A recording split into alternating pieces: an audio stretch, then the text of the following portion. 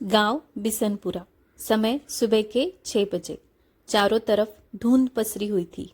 सूरज की किरणें पेड़ों की झुर्रियों में से छनकर आ रही थी। एक पुराना लकड़ी का ठेला, जिसके चारों पहिए अब भी ईमानदारी से घूमते थे, सड़क के किनारे खड़ा था। ठेले के पास खड़ा था एक आदमी, राधिका का, जिसकी मूछें अब सफेद हो चली थी, लेकिन मुस्कान अब भी वैसी ही थी, सीधी, सरल और सच्ची। राधे काका गुनगुनाते हैं, राम नाम सती है, सच्चा है प्याला, गर्मा गर्म खाओ जी, राधे का पकोड़ा वाला। हर सुबह जब लोग सो रहे होते, राधे काका अपने ठेले को गांव के मोड़ पर खड़ा करके सबसे पहले नमकीन बेसन तैयार करते थे। वही बेसन जिसमें ना कोई मिलावट, ना कोई लालच। पड़ोस का बच्चा गोली कहता है, राधे काका 2 आलू के पकोड़े देना, मम्मी ने भेजा है। राधे काका हंसते हुए कहते हैं, अरे गोली बाबू, अभी तो तेल गर्म हो रहा है, चलो तब तक ये मूंगफली खा लो, गर्म पकोड़े भी साथ में देंगे। गोली खिलखिलाकर हंस पड़ा। इसी सादगी में राधे काका की दुनिया बसी थी। कोई ग्राहक आता तो वह सबसे पहले मुस्कान देता, फिर चटनी। राधे काका का सिद्धांत था, ईमानदारी सबसे बड़ा व्यापार है।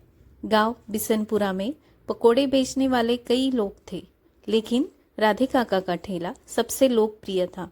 इसकी वजह केवल उनके गर्मा गर्म पकोड़े नहीं थे, बल्कि उनकी मुस्कान, साफ सफाई और सबसे बड़ी बात उनकी ईमानदारी थी। लेकिन जहाँ अच्छाई होती है, वहीं ईर्ष्या भी पनपती है। दीनानाथ, जो गांव के दूसरे छोर पर एक बड़ा पक्की दुकान वाला हलवाई था, राधे काका से चिढ़ता था।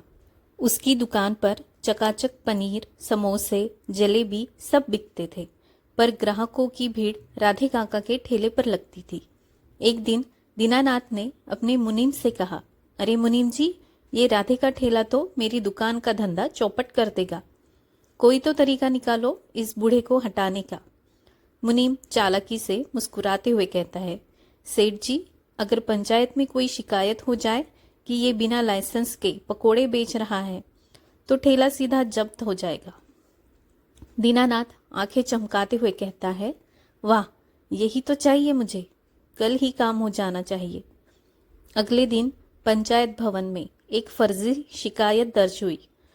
पंचायत सचिव कहते हैं, राधे काका, आपको सूचना दी जाती है कि आपकी ठेली अवैध मानी गई है। 3 दिन में लाइसेंस दिखाइए, वरना हटाइए।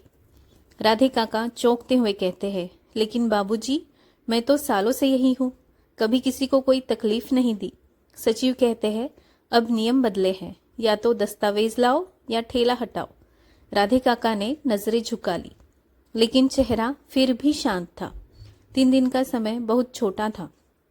राधे काका के पास न कोई दस्तावेज था, न कोई सिफारिश, और न ही कोई पैसे से पॉलिटिक्स समझने वाला दिमाग। लेकिन एक चीज थी, उनकी ईमानदारी, और वो मुस्कान जो हर सुबह उनके पकोड़ों की खुशबू से पहले आती थी। पहली सुबह राधे काका ने ठेला लगाया, लेकिन अब कोई ग्राहक नहीं आया। लोग डर रहे थे कि कहीं उन पर भी कोई कार्रवाई ना हो जाए। केवल एक बच्चा आया, वही गोली। गोली आंखों में मासूमियत लिए कहता है, राधे काका, मम्मी ने कहा आज मत जाना, पर मैं नहीं मान रहा, मुझे आपके हाथों के पकोड़े ही चाहिए। राधे काका की आंखें भीगती है, पर मुस्कुराते हुए कहते हैं, बेटा, ये तेरे जैसे बच्चों की भूख ही तो है जो मुझे हिम्मत देती है। गोली को 2 पकोड़े थमा दिए मुफ्त में। दूसरे दिन गांव के एक स्कूल टीचर मिसेज वर्मा, जो राधे काका की ईमानदारी से बहुत प्रभावित थी, उन्होंने बच्चों से कहा, अगर इस गांव में किसी से सच्चाई सीखनी हो तो वो राधे काका है। चलो बच्चों, एक निबंध लिखो, मेरे प्रिय पकोड़े वाले चाचा। बच्चों ने पूरे दिल से निबंध लिखे।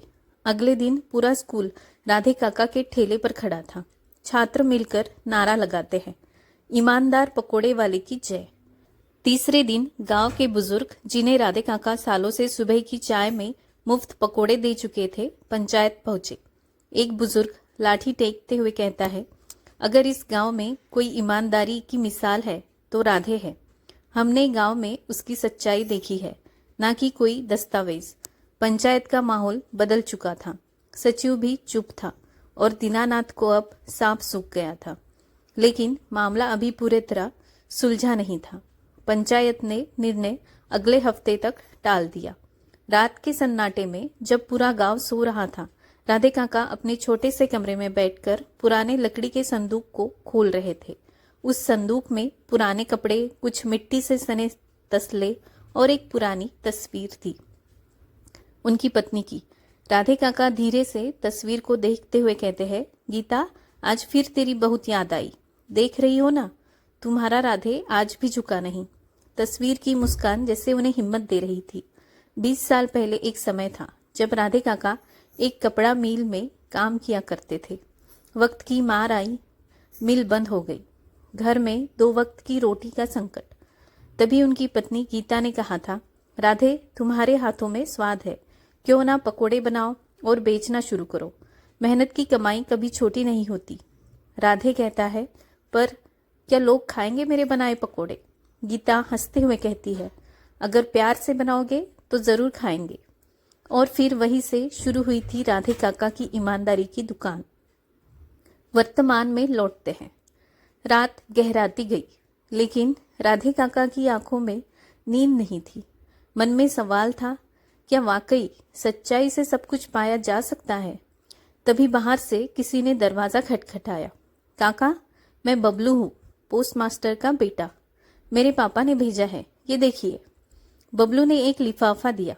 उसमें जिला लाइसेंस कार्यालय से एक पत्र था।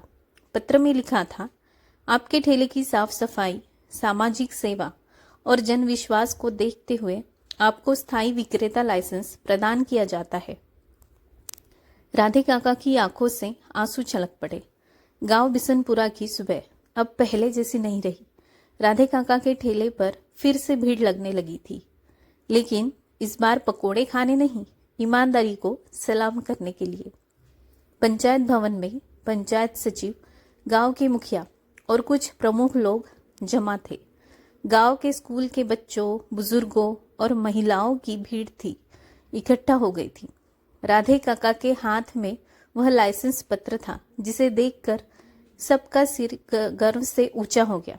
पंचायत मुखिया मंच से कहते हैं, राधे भाई ने हमें दिखा दिया कि सच्चाई का रास्ता मुश्किल जरूर होता है, पर नामुमकिन नहीं। आज हम पूरे गांव की तरफ से उन्हें ईमानदारी के प्रतीक के रूप में सम्मानित करते हैं। तालियों की गड़गड़ाहट में गोली सबसे जोर से चिल्लाया, राधे काका जिंदाबाद। वहीं दूसरी ओर दीनानाथ अपनी दुकान के अंदर बेचैन खड़ा था। मुनीम धीरे से कहता है, सेठ जी, लगता है अब हमें भी पकोड़ों की जगह सच्चाई बेचनी होगी।